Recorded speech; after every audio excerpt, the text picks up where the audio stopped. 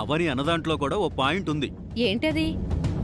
రాబోయే నీ తమ్ముడు ఇంట్లోకి ఎంట్రీ ఇవ్వకముందే 50 లక్షలకి టెండర్ పెట్టాడంటే వచ్చాక 50 కోట్లకు టెండర్ పెట్టినా సరే ఆశ్చర్యపోవాల్సిన అవసరం లేదు. అలా ఏం చెయ్యళ్లే. చిన్నప్పటి నుంచి మీతో పాటు కలిసిమెలిసి పెరుగుండుంటే అతని గురించి నెగిటివ్గా అనుకోవాల్సిన పని ఉండేది కాదు. బస్తీలో పెరిగాడు. అతని ఆలోచనలు ఎలాంటివో ఏంటో ఎవరికి తెలుసు? మొత్తం దోచుకుపోతే చివరికి మిగిలేది మనకి చెప్పదప్ప వాటాలేమొస్తాయి? అంత దూరం ఆలోచించకు. రోజులు బాలేవద్దునా. అన్నయ్య అన్నట్టు ఆలోచించడంలో తప్పేం లేదు. రాత్రి నేను మా ఆయన కూడా ఇదే విషయం గురించి మాట్లాడుకున్నాం. కిట్టు ఇంటికి రాకముందే అంత డబ్బుకి పట్టుపట్టాడు అంటే రేపటి రోజున నిహారికను చేసుకున్న తర్వాత మన పరిస్థితి ఎలా ఉంటుందో ఇమాజినేషన్ కూడా అందడం లేదు. ఎప్పటికే మనం నిహారిక వెంట తానా అంటే తందానా అంటూ చిడతలు వాయించుకుంటూ తిరుగుతున్నాం. భవిష్యత్తులో ఉడతలు పట్టుకోవాల్సిన గతి పడుతుందేమో.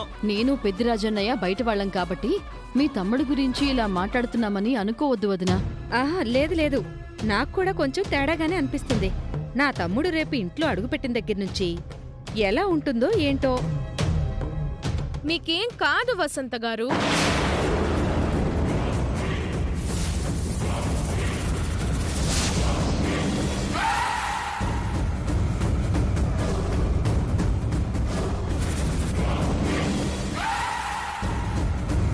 మీకేం కాదని నేను గతంలోనే మీకు అభయమిచ్చాను.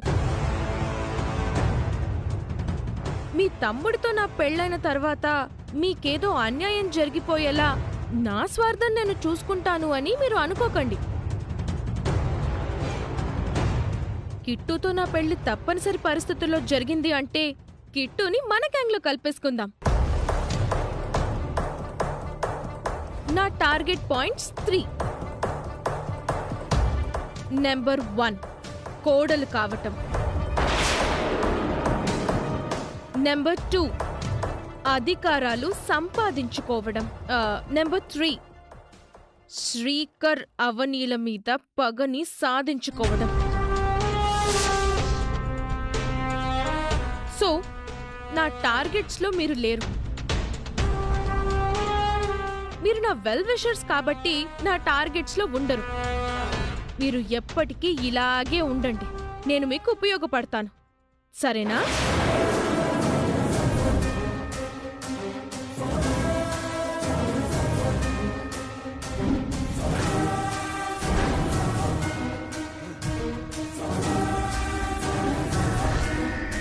నిహారిక వంక ఈరోజు కొత్తగా చూస్తున్నావేంటి సిస్టరో? అవును లావణ్య, నీ చూపులో ఏదో తేడా ఉంది. నా చూపులో ముందు చూపుంది వదినా. నిహారికని ఇక నుంచి మనం గుడ్డిగా నమ్మేయకూడదు. రేపెప్పుడైనా మనకి సడన్ గా అడ్డం తిరిగిపోయి మన ప్రత్యర్థి అయినా అయిపోతుంది. పాము తన స్వభావాన్ని ఎన్నటికీ మార్చుకోలేదు. నిహారిక కూడా అంతే. మనకేదైనా హాని తలపెట్టాలి అని చూసిందంటే మాత్రం మన ప్రతాపం చూపిద్దాం, తోక కట్ చేద్దాం.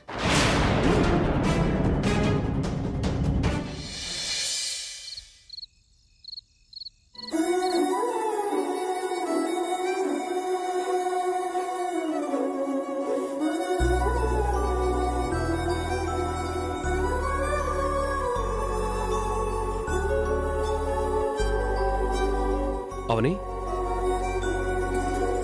ఏంటి బావా? ఏం ఆలోచిస్తున్నావు? మీ అన్నయ్య ఉద్దేశం మంచిదైతే మనింట్లో అడుగు పెట్టిన తర్వాత డబ్బుల గురించి అడగాలి. ఇంటికి రాబోయే ముందే అలా అడగడమేంటి? నువ్వింకా ఆ విషయం గురించి ఆలోచించడం మానే. డబ్బుకి ఎవరైతే ప్రాధాన్యత ఇస్తారో వారి ఆలోచనలు వేరేలా ఉంటాయి బావా. శ్రీకర్,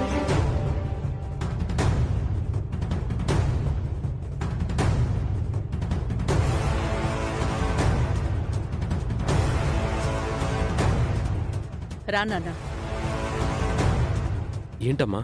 మేము మా కొడుక్కివ్వబోయే 50 లక్షల గురించి నీ భార్య ఇంకా ఆలోచిస్తోందంటే మేమంత డబ్బులివ్వడం అవనికి ఇష్టం లేదని క్లియర్గా అర్థమవుతోంది. డబ్బు మీద అవనికే ఆశ ఎక్కువ ఉందని తెలుస్తోంది. తన ఉద్దేశం వేరమ్మా. తన ఉద్దేశం సంగతి పక్కన పెట్టు. మా ఉద్దేశం చెప్తాం విను. ఎవ్వరికి మేము అన్యాయం చెయ్యం. మోసం చేసిన వారికి, నమ్మక ద్రోహం చేసిన వారికి కూడా మేము ఇవ్వాల్సింది ఇస్తాం, చెయ్యాల్సింది చేస్తాం. అన్యాయంగా రోడ్డును పడేయం. కిట్టుకి 50 లక్షలివ్వడం అవని మనసుకి చాలా కష్టంగా అనిపిస్తుందేమో.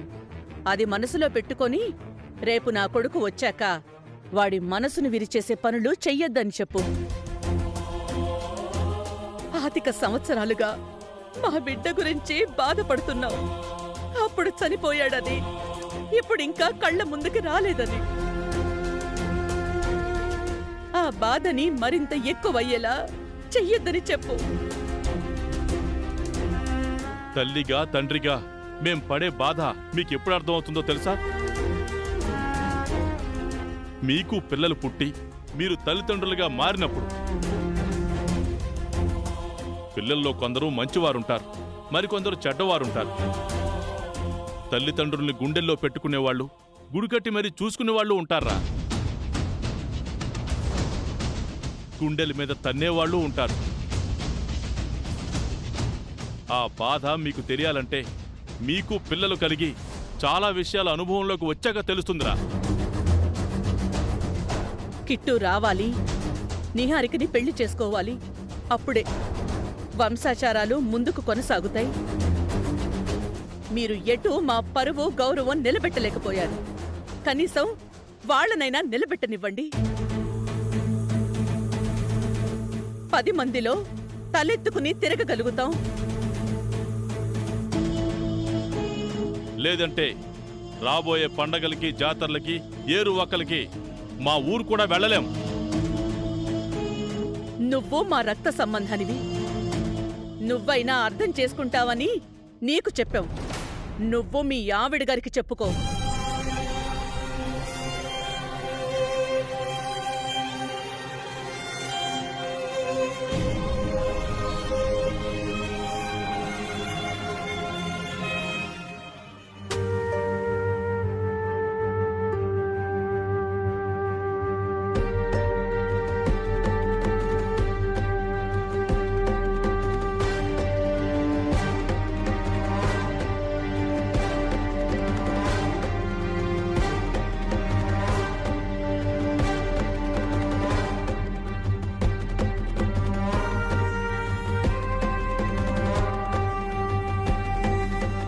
అవని, విన్నాను బావా. అత్తయ్య, మావయ్యలు నన్ను ఎంత బాగా పొగిడారో అంతా విన్నాను. వాళ్ళ మాటలకు బాధపడకు. బాధపడను బావా, బాధపడను. ఎందుకంటే నా అత్త మామల కోసం, నా అత్తింటి కోసం నేను చేసిన త్యాగాల్ని గుర్తించి పొగుడుతున్నారు కదా. అందుకు నేను సంతోషంతో ఉప్పొంగిపోతున్నాను. అలాంటప్పుడు బాధపడడం ఎందుకు? వాళ్ళ ఆవేదనను అర్థం చేసుకో. నాది ఆవేదన కాదా? మరి నేను ఆలోచించే దాని గురించి వాళ్ళు కూడా ఆలోచించాలి కదా. నాకు డబ్బు మీద ఎక్కువ ఆశ ఉందని అంటున్నారు. ఎప్పుడు ఏమడిగాను బావా? ఆస్తులు పంచమన్నానా, అంతస్తులు పంచమన్నానా? మనల్ని ఒక రూమ్ కి పరిమితం చేశారు. దీనిని నేను 7 అంతస్తుల మేడని అనుకుంటున్నాను. నేను నిన్ను చెట్టు కింద పెట్టినా, గుడిసెలో పెట్టినా దాన్నే 7 అంతస్తుల మేడని నువ్వు అనుకుంటావు. నీ మనసు గురించి నాకు తెలీదా? నువ్వెప్పుడూ మా వాళ్ళ గురించి ఆలోచిస్తావు. ఎవరు ఒప్పుకున్నా ఒప్పుకోకపోయినా ఇది నిజం. అత్తారింట్లో కోడలు సమస్యలతో పోరాడమే కాదు, సమస్యల నుంచి కుటుంబాన్ని కాపాడుకుంటూ వస్తుంది. అలాంటి కోడలు రక్త సంబంధం కాదు అన్నట్టు మాట్లాడుతున్నారు. నాది కూడా మీ బ్లడ్డే. నేను మీలో ఒకదాన్నే. కాదని ఎవరన్నా? నువ్వు మా బ్లడ్ రిలేషన్ కాకుండా అయిపోవు. పరిస్థితులు చక్కబడే వరకు కొంచెం ఓపిక పట్టు. అవని అంటే భూమి కదా బావా. భూదేవికి సహనం ఎక్కువ. నేను కూడా అలాగే ఉంటాను. కిట్టు వచ్చాక అతని ప్రవర్తన చూసి ఎలాంటి నిర్ణయం తీసుకోవాలో ఆలోచించుకుంటాను. అంతవరకు నా అత్త మామలు బాధపడకుండా చూసుకుంటాను. ఎంతటి బాధనైనా నేను దిగమింగుకుంటాను. ఏ ఇంట్లోనూ నీలాంటి కోడలుండదు. నీలా అర్థం చేసుకుంటూ నడుచుకోదు, త్యాగాలు చేయదు. అందాల హరివిల్లే నువ్వున్న అత్తిల్లే అయినా నీ స్థానం ఏంటి? ఆ దైవం మాటల్లో నీ పయనం సాగేన కడదాకా.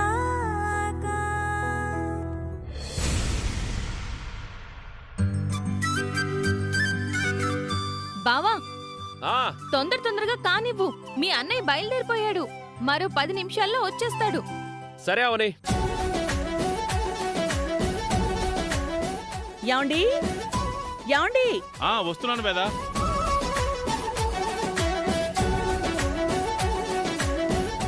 ఏంటి వేదా? స్వీట్స్ వచ్చాయా? వచ్చేసాయని ఇందాక చెప్పాను కదా. కొడుకొస్తున్నాడన్న కంగారులో అత్తయ్య అన్నీ మర్చిపోతున్నారు మావయ్య. నిన్నంటే అన్నయ్య వస్తాడో రాడో అని అమ్మకు కొంచెం అనుమానం ఉండేది.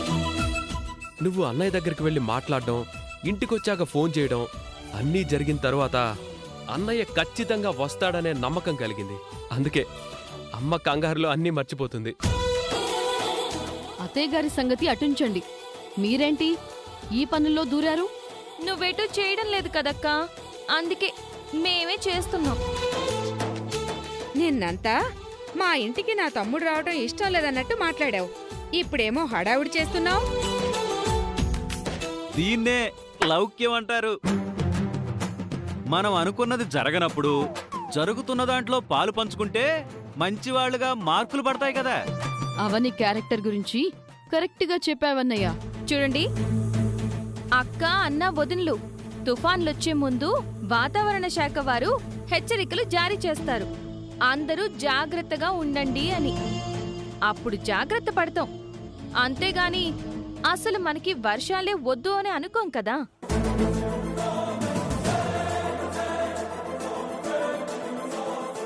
అలాగే నేను కూడా ఈ ఇంటికి మంచి చేయాలనే ప్రయత్నిస్తూ ఉంటాను. అది అర్థమయ్యే వారికి అర్థమవుతుంది, కాని వారికి కాదు. నేనేం చేయలేను కదా. నీకు సమయస్ఫూర్తి ఎక్కువేలే గాని ఆ విషయం వదిలే. మేం పంపించిన కారు సూరమ్మ వాళ్ళ దగ్గరికి చేరిందో లేదో ఫోన్ చేసి కనుక్కో. కారు వెళ్లడం, మీ అబ్బాయి గారు బయలుదేరడం అన్నీ చకచకా జరిగిపోయాయి అత్తయ్య. వసంత, మీరు వెళ్ళి నిహారిక ఎంతవరకు రెడీ అయిందో చూడండి. అలాగే అమ్మా. రా లావణ్య. బావా, మిగిలిన ఆ పని కూడా తొందరగా ఫినిష్ చేయవా? సరే. అవని పెర్ఫార్మెన్స్ లో తగ్గేదేలే.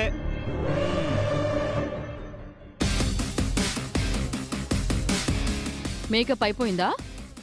ఆల్మోస్ట్ అయిపోయినట్టే. నిన్ను చూడగానే నా తమ్ముడు ఫ్లాట్ అయిపోవాలి నిహారిక. పెళ్ళంటూ చేసుకుంటే నిన్నే చేసుకుంటాను అని అనాలి. బావున్నానా? నీకేం తక్కువ? సినిమాల్లోకి వెళ్ళుంటే సగం మంది హీరోయిన్స్ ఫేడౌట్ అయిపోయి ఉండేవాళ్ళు. మీరు మరీను.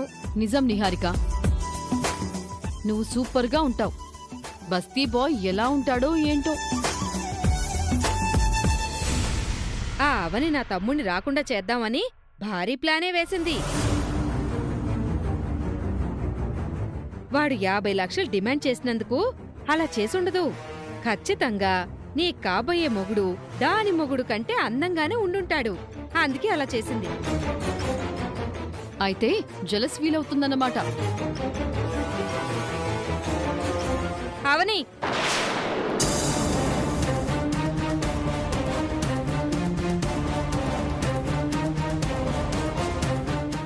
ఏంటదినా? ఎలారా? ఎందుకు? ముగ్గురు కలిసి నాతో 3 చెరువుల నీళ్లు తాగించడానికా? చాలా అమాయకురాల్లా మాట్లాడుతున్నావు గాని లారా. ఏంటి? మీరెందుకు పిలిచారో నాకు అర్థమైందిలే వసంత గారు. నేను అడుగుతానుండండి. తొందరగా అడుగు. నీకు కాబోయేవాడు వచ్చే సమయం అయ్యింది. వెళ్ళి రిసీవ్ చేసుకోవాలి. తను ఎలా ఉంటాడు? నువ్వు వెళ్ళి చూసావు. నిహారిక కనీసం ఓ ఫోటో కూడా చూడలేదు. అందుకే అడుగుతోంది. నాకు తాళి కట్టబోయేవాడు ఎలా ఉన్నాడు అని అడుగుతున్నాను. సమాధానం చెప్పవేంటి? ఎలా ఉండాలని కోరుకుంటున్నావు?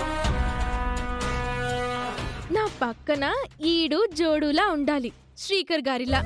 పిచ్చి మాటలు మాట్లాడేవంటే కళ్ళు పోతాయి. నీ మొగుడు కంటే అందంగా ఉండాలి. నీ మొగుడు కంటే డ్రెస్సింగ్ అద్దరిపోవాలి. నీట్ అండ్ క్లీన్ గా, డీసెంట్ గా ఉండాలి. మేమిద్దరం బయటికి వెళ్తే మా ఆయన్ని చూసి అందరూ మాట్లాడుకోవాలి. మాట్లాడుకుంటారు. అతని గురించి ఖచ్చితంగా మాట్లాడుకుంటారు. అందులో అనుమానమే లేదు. సూటిగా సమాధానం చెప్పకుండా డొంక తిరుగుడెందుకు? కాసేపట్లో వచ్చేస్తాడు కదా, వెయిట్ చేయండి. హీరో గురించి నేను ఇంట్రడక్షన్ ఇవ్వడం ఎందుకు?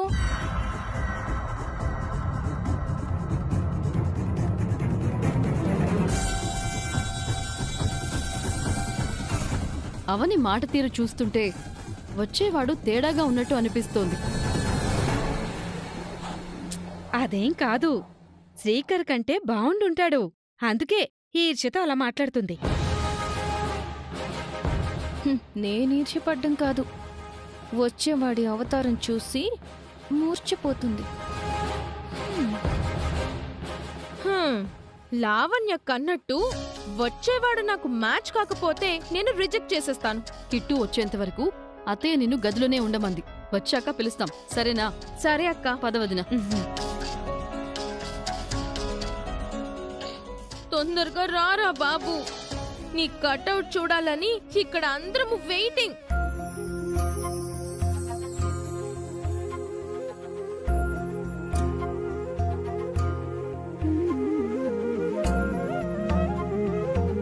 నువ్వు నిజంగా కార్ని మా తమ్మునింటికే పంపించావా, లేదా మా అందరి ముందు గేమ్ ఆడుతున్నావా? కొంపదీసి అట్నుంచటు కిడ్నాప్ అయితే చేయించలేదు కదా? ఏదైనా చేయగల సమర్థురాలు. మంచిని గుర్తించకపోయినా పర్వాలేదు, చెడుగా అయితే మాట్లాడకండి.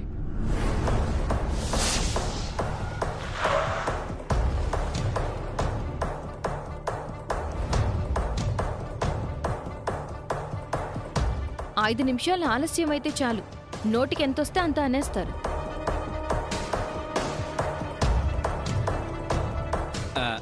కిట్టుబాబు ఎంట్రీ ఎలా ఉంటుందో చూడాలి.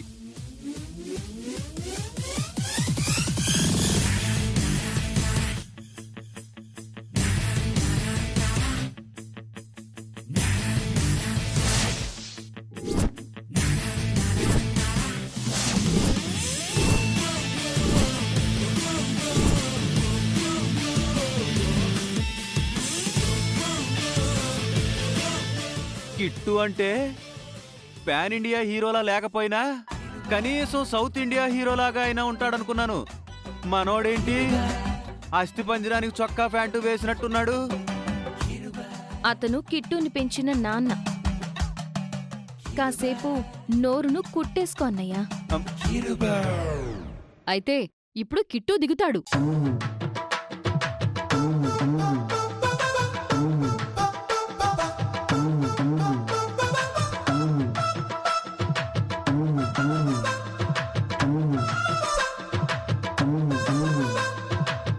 అంతా స్టువర్ట్పురం బ్యాచ్లా ఉన్నారు.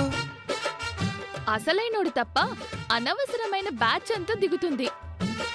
ఇప్పుడైనా కిట్టు మావయ్య దిగుతాడా? అదిగో దిగుతున్నాడు.